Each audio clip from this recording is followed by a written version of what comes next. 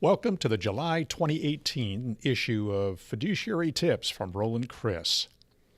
As a corporate risk management advisor, our firm is asked frequently to define so-called best practices. While federal pension law is quite clear about the principles that shape the legal framework by which responsible executives are judged, the law doesn't contain the actual steps that lead to fulfillment of those principles. Hi, I'm Ron Hagan, Chairman of the Risk Standards Committee at Roland, Criss, and it's my pleasure to introduce this subject to you today. Awareness of fiduciary best practices is hampered by the lack of a regulatory standard, but that doesn't mean that a reliable framework of compliance-ready guidelines doesn't exist.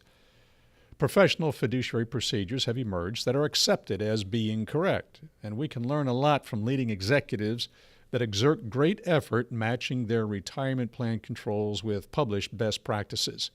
So let's look briefly at the executive class that's driving best practices and the traits they demonstrate. I've asked Christine Denton, who is Executive Vice President of our firm's Risk Practice Group, to join us. The fiduciary burden for retirement plans falls on the vast majority of human resources executives. That's because retirement plans are administered in connection with other employee benefit programs that are under the human resources umbrella. Compared to other benefit programs, the demands and risks generated by a retirement plan are unique, though. Best-in-class managers embrace rather than seek to avoid those demands. We'll look at the traits among plan fiduciaries that deserve to be regarded as professionals. Then we'll conclude this issue of tips with an action plan that you may use as a roadmap to greater success. The U.S. Department of Labor conducts surveys to determine the qualifications of responsible plan fiduciaries. The results consistently reveal a lack of training that leaves most managers unequipped for the role. The leading retirement plans are sponsored by employers whose responsible executives take fiduciary training seriously and who engage in it often. A best practice tends to spread through the fiduciary community after a success has been demonstrated.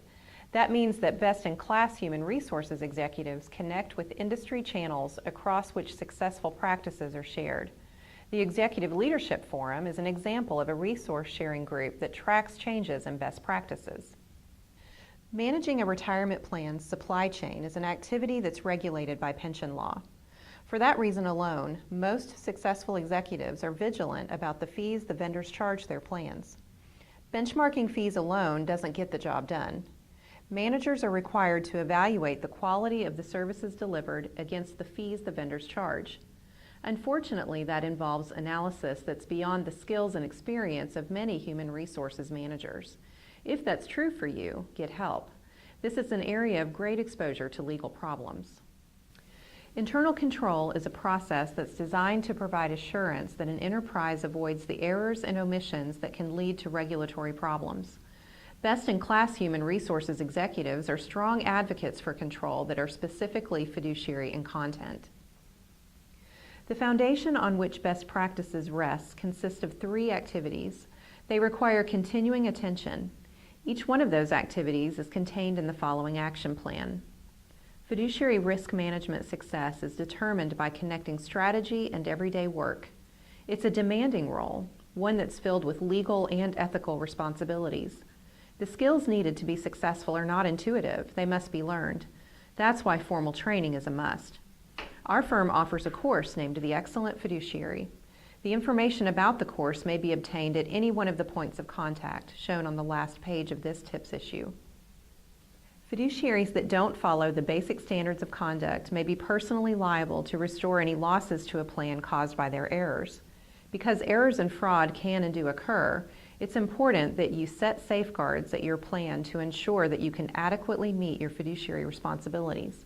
Needless to say, implementing effective internal controls is essential for the sake of a plan managers and their employer.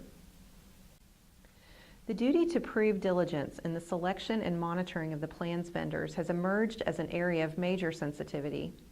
Federal regulators and lawsuits by employees have found that many employers are overmatched by the complex pricing programs imposed by vendors on employees' retirement accounts. Employers, not vendors, are accountable for ensuring that costs are reasonable. If arriving at a comfort level about your plan's vendors seems beyond your reach, get professional, unbiased help. Aligning an ERISA plan with fiduciary best practices is achievable for all human resources executives. More so than just about any other risk that your enterprise faces, however, ERISA regulatory risk requires a lot of knowledge, extensive experience, computer tools, and unbiased, vigilant oversight. If you would like to talk with someone who possesses all of those resources, contact Roland Criss. Thank you for joining us on this issue of Tips. We look forward to the possibility of hearing from you. You may contact us at any one of the channels shown on the slide in front of you. Have a great day.